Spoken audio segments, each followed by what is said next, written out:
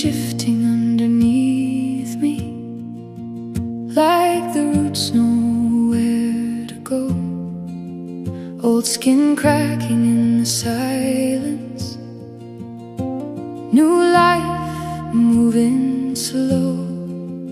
I've been running toward the future, dragging ghosts from way back then. But the earth keeps whispering softly, you don't have to force again.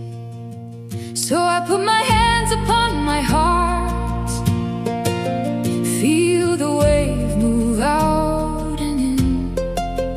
There's a doorway in the darkness, and the light is entering. The field remembers who I am, before the fear, before the past, before I learn to disappear, to survive inside the noise. This new moon calls me back again, to root my body in the land, to let the broken pictures go and become alive below. The field remembers.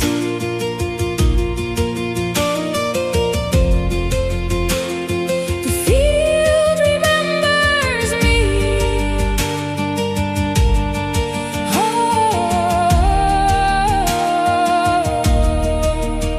I can feel the old world shaking, all the masks I used to wear, trying to control the current while my soul was gasping air. Now the feminine is rising, not to conquer, not to fight, but to teach the heart, returning how to hold the living light. Every wound becomes a doorway, every ending feeds the seed, and the earth beneath my feet says you already have what you need. The field remembers who I am, before the fear, before the plans, before I learn to disappear, to survive inside the noise. This new moon calls me back again, to root my body in the land, to let the broken pictures go and become alive below. The field remembers.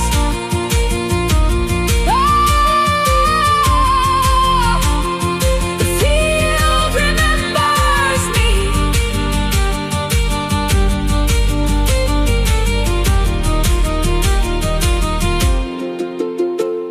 Slow down, listen. The future isn't somewhere else. Breathe now, root in the treasures buried in yourself. No more running from the silence, no more giving all your light away. This is the return. This is the renewal. This is where the hard waves slice.